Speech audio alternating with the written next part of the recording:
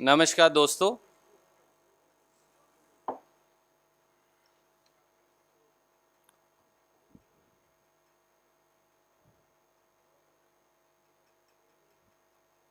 राष्ट्र विरोधी कौन है?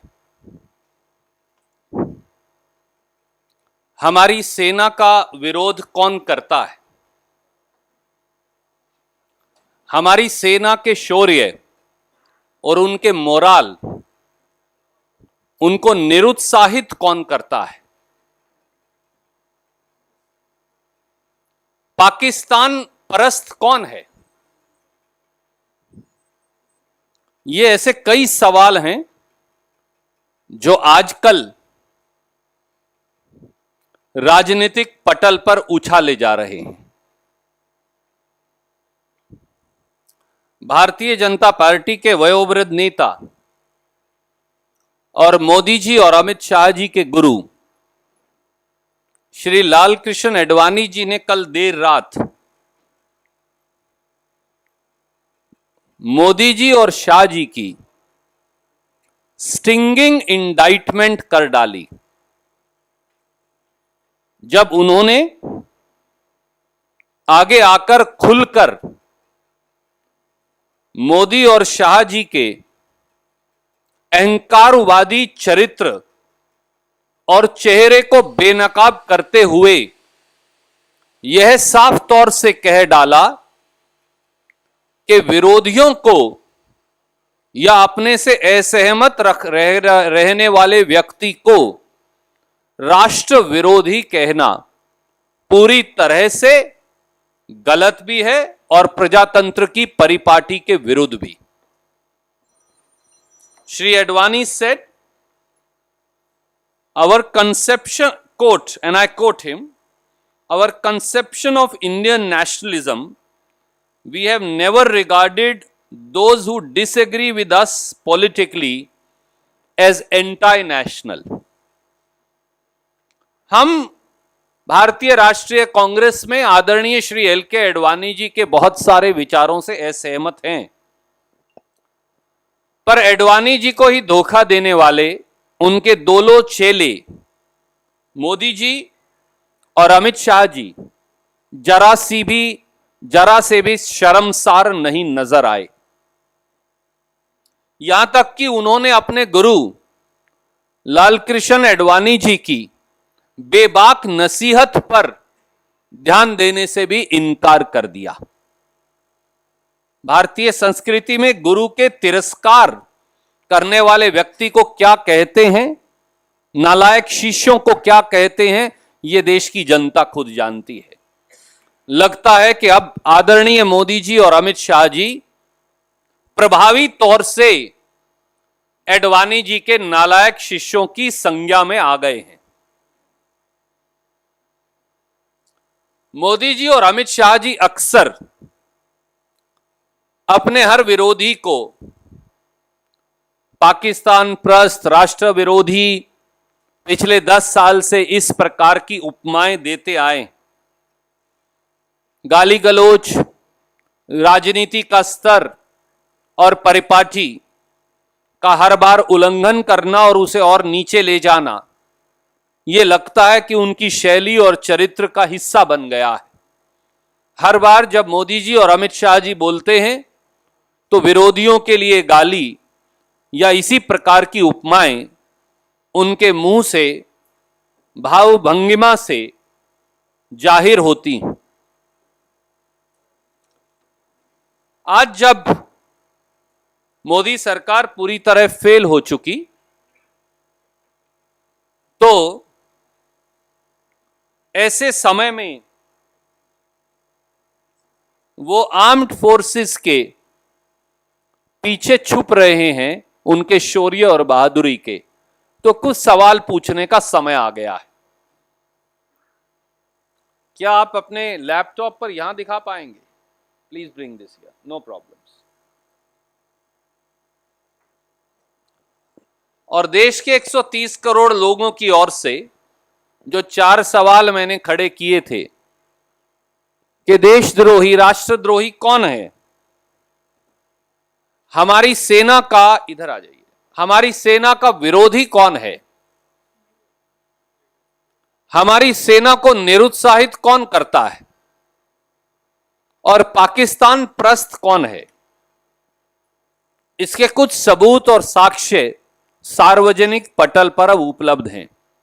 मैं आपको इस टेलीविजन स्क्रीन पर दिखाना चाहता था, इसमें कुछ टेक्निकल कमी है, इस वजह से इस लैपटॉप पर मैं आपको दिखाऊंगा।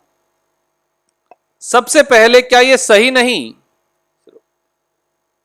कि जम्मू कश्मीर में एक रैली को संबोधित करते हुए शर्मनाक तरीके से प्रधानमंत्री जी ने तालियां बजा बजाकर यह कहा था कि उन्होंने 70 साल में पहली बार जम्मू कश्मीर के आर्मी कमांडर से सार्वजनिक तौर पर माफी मंगवाई, सेना के जवानों को गिरफ्तार करवाया और सेना के जवानों को जेल भिजवाया। ये मैंने नहीं कहा, ये मोदी जी ने कहा था। And let's have a look at that video.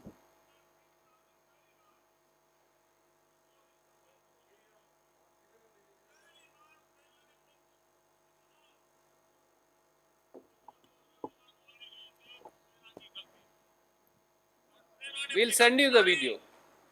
Inquiry commission बैठे और जिन लोगों ने गोली चलाई थी उन पर केस दर्ज कर दिया गया। Just play it again. We'll play it again once for you. Just play it from the video. Yes. Just play. Modi सरकार की कमाल देखिए। पहली बार सेना ने प्रेस कॉन्फ्रेंस करके कहा कि जो 2 नौजवान मारे गए थे सेना की गलती, और सेना ने अपनी गलती मानी। इंक्वायरी कमीशन बैठे और जिन लोगों ने गोली चलाई थी उन पर केस दर्ज कर दिया गया। ये मेरे नेक इरादों का सबूत है। मेरे भाई 20 साल में नहीं हुआ है, 20 साल में नहीं हुआ है। हर सेना में एक जवान जितना साहस करने का ताकत रखता है, यह भी कहा कि सेना में जवान के साहस से ज्यादा उनका साहस है। तो सवाल यह है पूछने का, मोदी जी, क्या आप भारतीय जनता पार्टी और मोदी जी सेना के जवानों का अपमान कर रहे थे या लोगों के साथ न्याय कर रहे थे उस समय?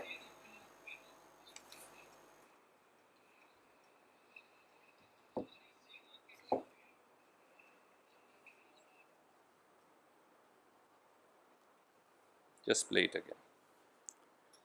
इसी प्रकार से आपको याद होगा, हम आपको वो वीडियो भी भेज रहे हैं।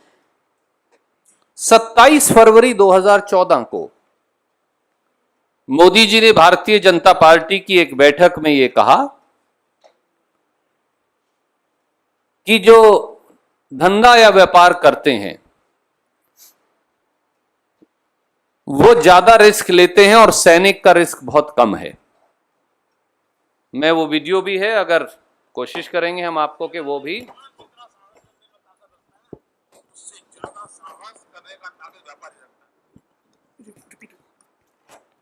सीधा करिए। जितना साहस करने का ताकत रखता है ना, उससे ज्यादा साहस करने का ताकत व्यापारी रखता है।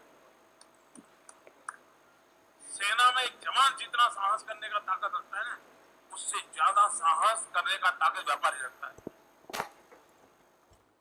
तो मोदी जी, अब ये भी बता दीजिए, ये अलग बात है कि फिर आपने उन व्यापारियों पर भी सर्जिकल स्ट्राइक कर डाली नोटबंदी और जीएसटी से, तो ये भी देश को बता दीजिए कि आप क्या सेना का अपमान कर रहे थे या धंधा करने वालों का गुणगान?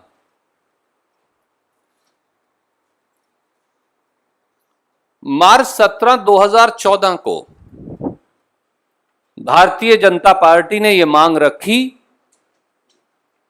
वायदा किया कि armed forces special power act बिल्कुल खत्म कर दिया जाएगा। मैं उसका लिंक आपको भेज रहा हूं। क्या ये एंटी नेशनल काम था जो भारतीय जनता पार्टी कर रही थी इस प्रकार की मांग रख के? 2 अप्रैल 2019 को, are you ready to play those videos now? Whenever you are ready let me know. 2 अप्रैल 2019 को हमारे बोगस ब्लॉगर फाइनेंस मिनिस्टर ने कांग्रेस के घोषणा पत्र पर हमें राष्ट्र विरोधी करार दिया, क्योंकि हमने सुप्रीम कोर्ट के फैसले को, जिसमें यह लिखा है कि अगर आप बलात्कार करें या हत्या करें तो armed forces special power act के बावजूद आपके खिलाफ मुकदमा चलेगा। उन्होंने कहा कांग्रेस बलात्कार करें या हत्या करें, ऐसा उन्होंने क्यों लिख दिया सुप्रीम कोर्ट का निर्णय अपने मैनिफेस्टो में। पर उसी दिन उन्हीं बोगस ब्लॉगर फाइनेंस मिनिस्टर ने अरुणाचल प्रदेश से armed forces special power act पूरी तरह से हटा दिया। मैं उसका लिंक आपको भेज रहा हूं, 2 अप्रैल 2019 को।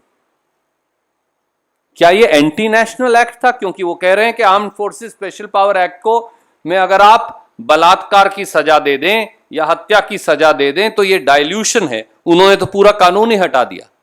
तो क्या यह एंटी नेशनल एक्ट था अरुण जेटली जी का? भारतीय जनता पार्टी को बता देना चाहिए। अप्रैल 2018 में भाजपा की सरकार ने 27 साल बाद मेघालय से armed forces special power act को खत्म कर दिया। मैं लिंक भेज रहा हूं आपको। तो क्या यह राष्ट्र विरोधी काम था जो भाजपा, अरुण जेटली जी और मोदी जी ने किया था? इसी प्रकार से मोदी सरकार बनने के बाद 2015 में त्रिपुरा से armed forces special power act को 18 साल बाद बिल्कुल हटा दिया भाजपा ने, क्योंकि उनका तो चुनावी वादा था, हमने आपको पहले बताया। तो अब जेटली जी और मोदी जी बता दें कि क्या यह एंटी नेशनल एक्ट था? मैं आपको आज फिर याद दिलाना चाहूंगा और देश को कि 2016 में देश के सबसे कुख्यात उग्रवादी दाऊद इब्राहिम की पत्नी बेखौफ 1 महीने के लिए मुंबई आई और वापस चली गई, दाऊद इब्राहिम का सारा धंधा करके। ना महाराष्ट्र की सरकार ने उसे डिटेन किया या गिरफ्तार किया और ना दिल्ली की मोदी सरकार ने। क्या दाऊद इब्राहिम की पत्नी को दाऊद इब्राहिम उग्रवादी का धंधा करने के लिए फ्री पास देना एंटी नेशनल एक्ट है या प्रो नेशनल एक्ट है? मोदी जी बता दीजिए। उसी समय पत्रकारों ने यह उजागर किया कि भाजपा के महाराष्ट्र के अध्यक्ष और बीजेपी के फाइनेंस और एग्रीकल्चर मिनिस्टर एकनाथ खड़से जी की तथाकथित दाऊद इब्राहिम उग्रवादी से बातचीत। बाद में एक बीजेपी स्पॉन्सर्ड कमीशन ने उन्हें बरी कर दिया, परंतु उन्हें फिर मंत्री पद से बर्खास्त क्यों किया? क्या कभी इस बातचीत की जांच हुई? क्या यह तथाकथित बातचीत एंटी नेशनल तो नहीं थी? बीजेपी के आईटी सेल जो है उसके ध्रुव सक्सेना और दूसरे सदस्य उग्रवाद को संरक्षण देने वाली, पोषण देने वाली आईएसआई की जासूसी करते पकड़े गए। हमारी सेना की जासूसी कर रहे थे आईएसआई के लिए। तो क्या Bharatiya Janata party anti national काम कर रही थी? मोदी जी बताएंगे। प्रधानमंत्री नरेंद्र मोदी जी ने 27 मार्च 2016 को उग्रवादियों की पोषक आईएसआई को निमंत्रण दे पठानकोट एयरबेस पर मेहमान और इन्वेस्टिगेटिंग एजेंसी के तौर पर बुलाया। अमित शाह जी ने मार्च 30 यानी 3 दिन बाद 2016 को कलकत्ता में आईएसआई को सर्टिफिकेट दिया, and I quote, Pakistan has made serious efforts in the Pathankot terror probe. 5 अप्रैल 2016 को उसी बदनाम आईएसआई ने वापस जाकर यह कहा कि हमने अपने सैनिकों की हत्या खुद की थी। तो क्या मोदी जी और अमित शाह जी ने एंटी नेशनल काम किया था? समय आ गया है कि दोनों नालायक शिष्य आदरणीय मोदी जी और आदरणीय अमित शाह जी, उनके गुरु एडवाणी जी की एंटी नेशनल की परिभाषा पर पुनर्गौर करें और अंदर झांक कर देखें कि असली में राष्ट्र को कमजोर करने का काम किसने किया है। जवाब खुद ब खुद मिल जाएगा, क्योंकि ये साक्ष्य और तथ्य आपके साफ आपके पास उजागर हैं। मैं आपको दो वीडियोस जो सिर्फ 10-10 सेकंड के हैं, पहला जो मोदी जी ने जम्मू कश्मीर में तालियां पीट पीट कर सेना के बारे में कहा था और दूसरा सेना के साहस के बारे में कहा था, वो वीडियो एक स्क्रीन अब हमारा काम कर रहा है, मैं क्षमा चाहूंगा।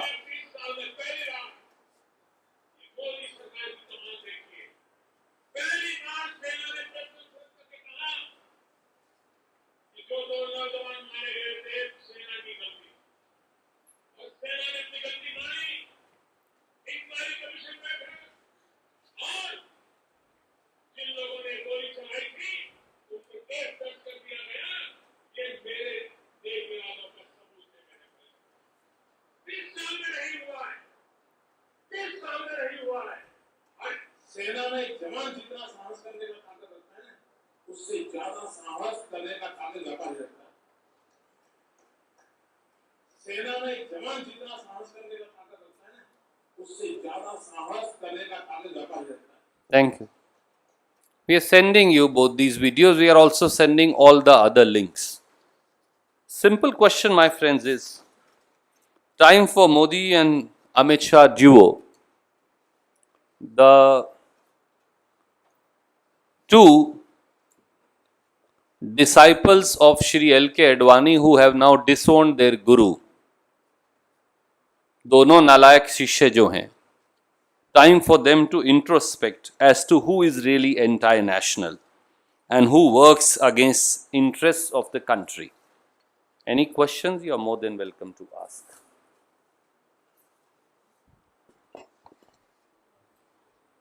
No questions?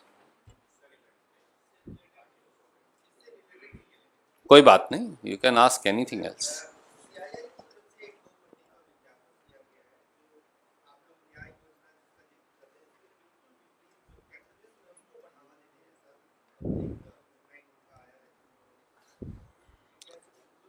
मोदी जी के पक्ष में दिया हुआ पूंजीपतियों का विज्ञापन आज हमने देखा।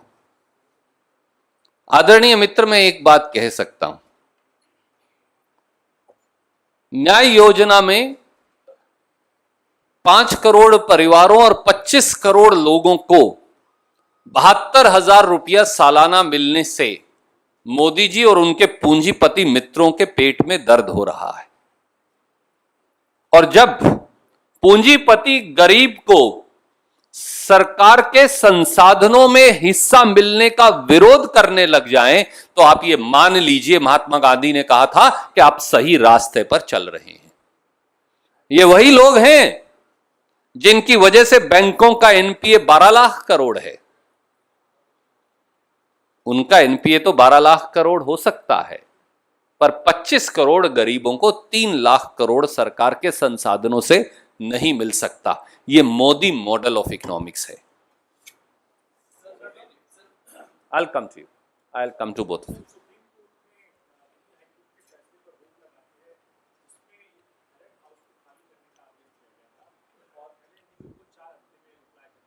जो न्यायिक प्रक्रिया है, हम उस पर, और क्योंकि ये मामला अभी सब जुडिस है, हम इस पर टिप्पणी नहीं करते। Anil ji, I'll come to you.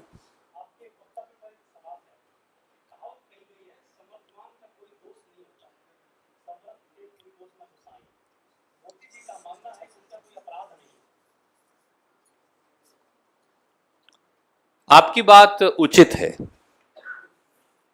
जो कानून ना माने, जो संविधान को पांव तले रोन डाले, जिसे प्रजातंत्र की परिपाटी की जानकारी ही ना हो, जिसका मैं रामायण के पात्रों से भी बड़ा हो जाए, अहंकार जिसकी वेशभूषा हो, तिरस्कार जिसकी शैली हो, ऐसे व्यक्ति पर समाज का कानून नहीं, ईश्वर का प्रकोप लागू होता है।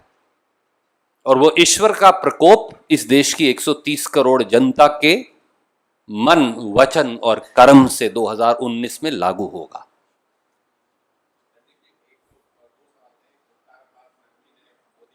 ढांडा साहब, हमेशा एक सवाल, आपको तो जानकारी स्वयं भी है, एक समय में पूछना चाहिए। आप खुद हरियाणा से।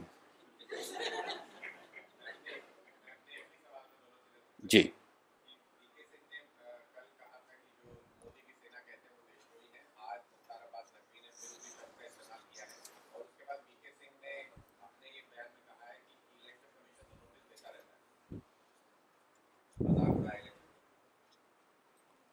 अभी अभी एक और आदरणीय वरिष्ठ पत्रकार जो हैं, उनके प्रश्न के जवाब में भी मैंने कहा,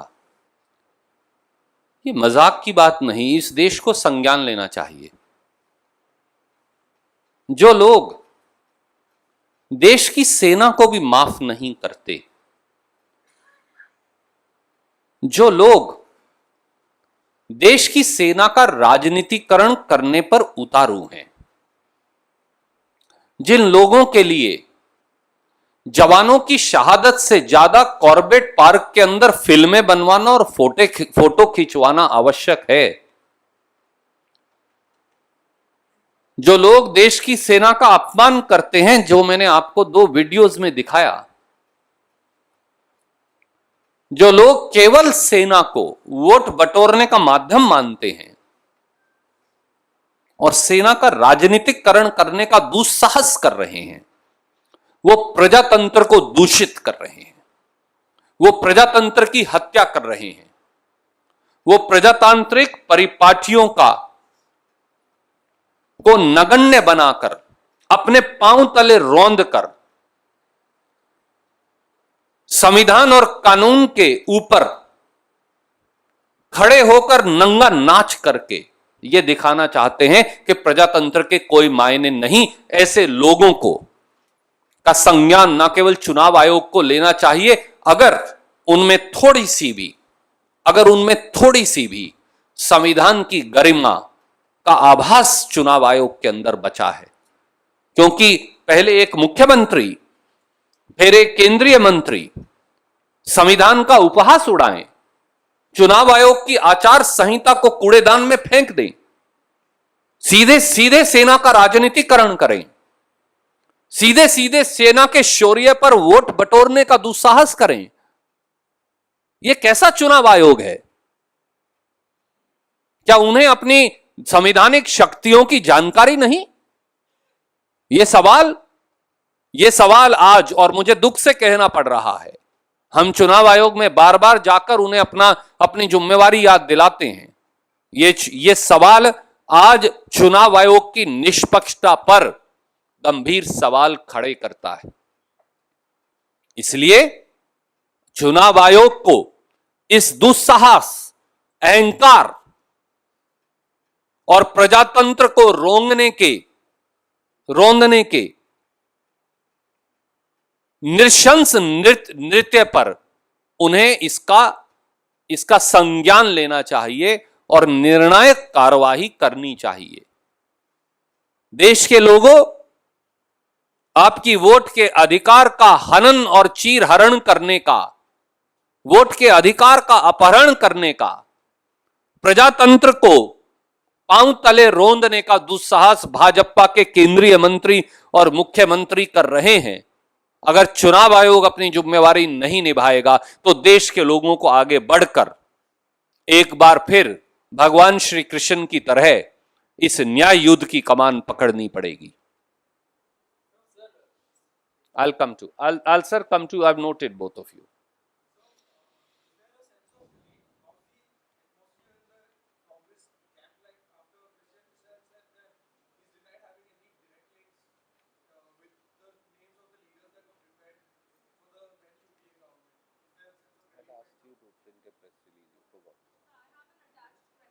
Please get it now. Yes, ma'am.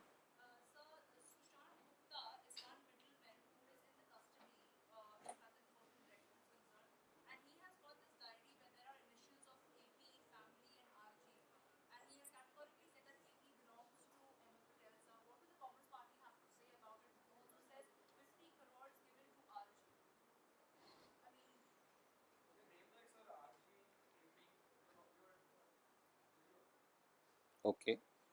Any other question related to this? Okay. Well, friends, a single uncertified page leaked by Enforcement Directorate of a purported charge sheet is a cheap election stunt to divert attention from imminent defeat of Bharatiya Janata Party. ED has now become election dhakosla of a party and government that is manufacturing a lie a day. All these rehashed insinuations and lies were bundled out earlier too through a set of pliable media, both print and electronic. Ultimately, they failed in the international court, where Government of India was a party and they were rejected as trash. For everybody was acquitted. And I'm just reading to you.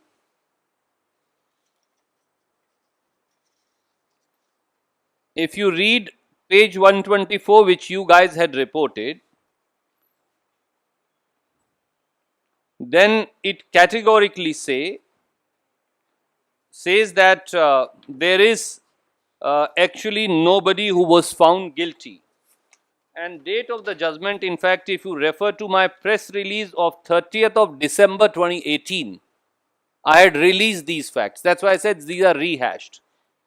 On 8th of January 2018, an Italian appeals court, where Government of India is a party, acquitted, now I have difficulty in pronouncing that name, Mr. G. Orsi, former chief executive, and Mr. Bruno Spagnolini, former head of helicopter unit, from any wrongdoing or bribes in the sale of 12 helicopters to India. We were a party there. Modi government of India was a party there. On 17th September 2018, a higher court in Milan, Italy, affirmed the order in a 322-page detailed judgment and upheld the finding that, quote, no graft or wrongdoing, unquote, by any Indian official.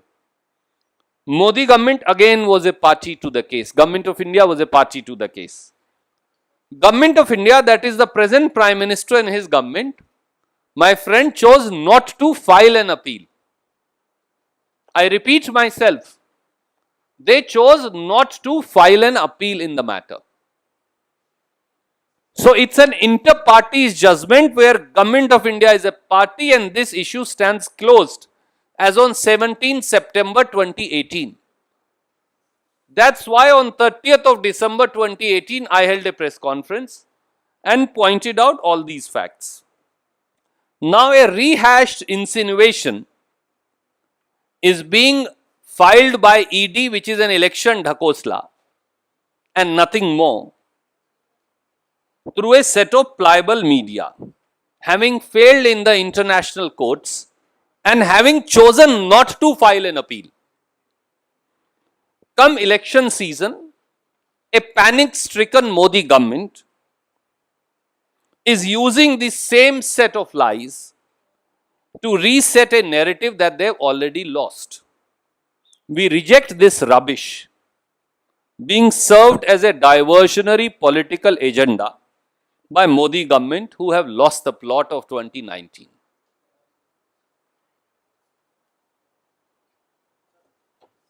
Yes, sir. मैं सोच रहा था क्यों नहीं पूछ रहे.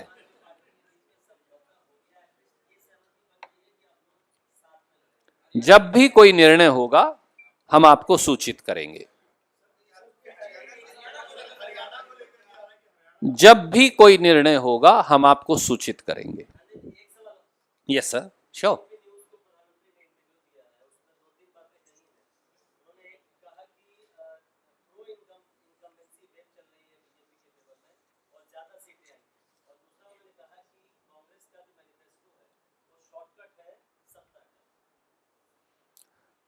चलिए, ये तो मान ही लिया कि हम सत्ता में आ रहे हैं, अब तो प्रधानमंत्री के मुंह से आ गया, आपको घी शक्कर आपके मुंह में भी। हम सत्ता का शॉर्टकट हमने अपना लिया है, ये तो प्रधानमंत्री मान रहे हैं। तो अब प्रधानमंत्री ने ही मान लिया आपके चैनल को कि हम सत्ता में आ रहे हैं, वो जा रहे हैं। आदरणीय मित्र, सच्ची बात यह है, मैं क्योंकि एक छोटे से कस्बे से आता हूं, इसलिए एक उदाहरण दूंगा। जब एक प्रधानमंत्री जी का आपके चैनल को दिया गया साक्षात्कार एक खारिज और खराब मिठाई की तरह था, जिस पर चांदी का वर्क लगाकर दोबारा बेचने की कोशिश की जाती है। मार्केटिंग और जुमला गुरु का यह स्पॉन्सर्ड संवाद मैंने भी देखा, परंतु वो मैं, मेरा और मैंने, मैं, मेरा और मैंने, इन तीन शब्दों से आगे नहीं सोच पाए। हमने ये भी देखा कि आजकल मोदी जी को कांग्रेस और राहुल गांधी फोबिया की बीमारी हो गई है। मोदी जी स्वयं ढोंग और पाखंड की निशानी बन चुके हैं, पर जनता फैसला ले चुकी है, इस बार ढोंग और पाखंड से भरे शब्दों के जाल में वो नहीं फंसने वाली। और मोदी जी का चेहरा आपके चैनल पर बता रहा था कि झोला उठाकर चलने की तैयारी हो गई है, अब तो 47 दिन बचे हैं। सच्चाई यह है मित्र कि मोदी जी कामदार नहीं, वो तो चोरों के साझीदार हैं और चोरी में भागीदार हैं, ये वो बताना भूल गए। वो कामदार नहीं, वो चोरों के साझीदार हैं और चोरी में भागीदार हैं। भाजपा का चुनाव अभियान, जिसमें 10 से 15 हजार करोड़ रुपया पूरे देश में वो खर्च रहे हैं, ये बताता है कि वो मोदी जी असली में सबसे बड़े दामदार हैं। पर चौकीदार ये बताना तो भूल गया कि इस देश में और कितने चौकीदार हैं जो 15 लाख का सूट पहनते हैं और 5 साल में 6000 करोड़ रुपया खुद की पब्लिसिटी पे खर्चते हैं। उन जैसी राजसी जीवन शैली जीने वाले क्या इस देश में कोई और चौकीदार हैं? इसीलिए तो एक ही चौकीदार चोर है। सो कुल मिलाकर मोदी जी का साक्षात्कार विजन के नाम पर टेलीविजन निकला। विजन के नाम पर केवल टेलीविजन निकला। नोटबंदी, जीएसटी, रोजगार, कृषि संकट, डूबती अर्थव्यवस्था, इस पर कोई जवाब नहीं दिया। तो सच यह है कि वो साक्षात्कार वैसा ही निकला कि ना खाता ना बही। जो मोदी कहें वो सही, पर देश की जनता इसे स्वीकारने वाली नहीं, क्योंकि देश की जनता को टेलीविजन नहीं, विजन चाहिए। और वो विजन सत्ता के शॉर्टकट में, जिसको वो कहते हैं, पर हम जिसे कहते हैं राष्ट्र निर्माण का रास्ता, कांग्रेस का घोषणा पत्र है।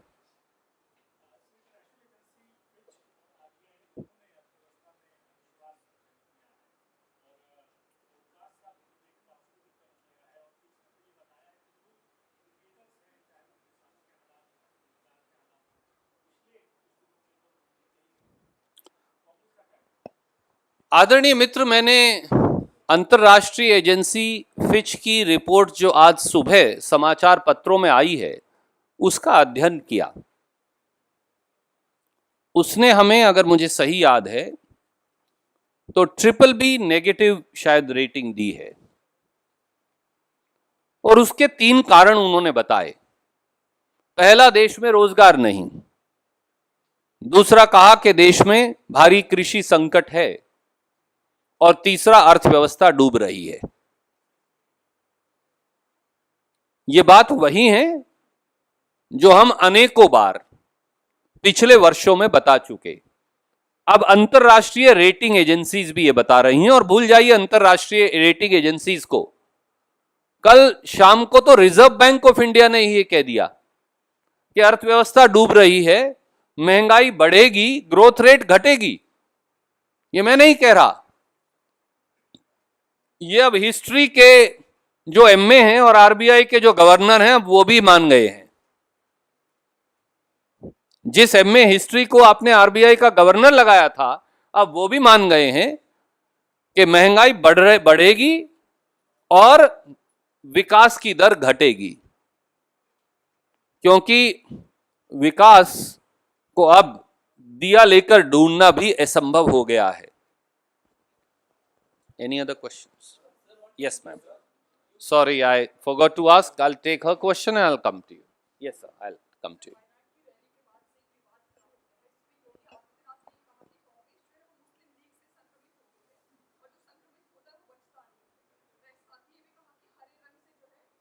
वो दीजिएगा जो हमने बनाया। भोगी आदित्यनाथ जी के हर रोज आपको आदरणीय साथी नए जुमले मिलेंगे।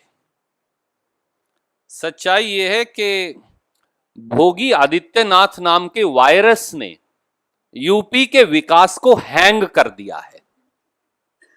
मैं फिर दोहराता हूं, भोगी आदित्यनाथ नाम के वायरस ने उत्तर प्रदेश के विकास को हैंग कर दिया है। उपचुनाव में जनता ने उस वायरस को ठीक करने की कोशिश तो की, लोकसभा चुनाव में वो वायरस बिल्कुल ठीक कर देगी। मैंने कल भी आपको बताया था कि न उन्हें भूगोल की जानकारी है न इतिहास की। शायद अगर जानकारी होती तो वो ये बताते कि पाकिस्तान का प्रस्ताव पारित करने वाले फजलुल हक के साथ 1942 में भाजपा के पितृ संगठन ने सरकार बनाई थी। वो फजलुल हक की मुस्लिम लीग थी। तो क्या ये उनके खुद के चाल चेहरे चरित्र और उनके वंशजों पर टिप्पणी नहीं? मैं नहीं कहूंगा, ये उनसे पूछिएगा। बड़ा मुश्किल काम है ये तो। I will try. Yes, ma'am. I said it's a damn difficult thing for a Haryanvi, but I will try.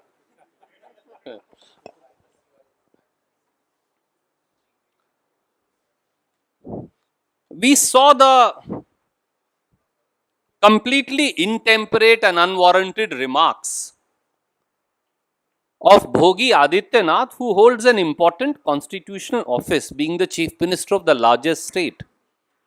The truth is that a virus named Bhogi Adityanath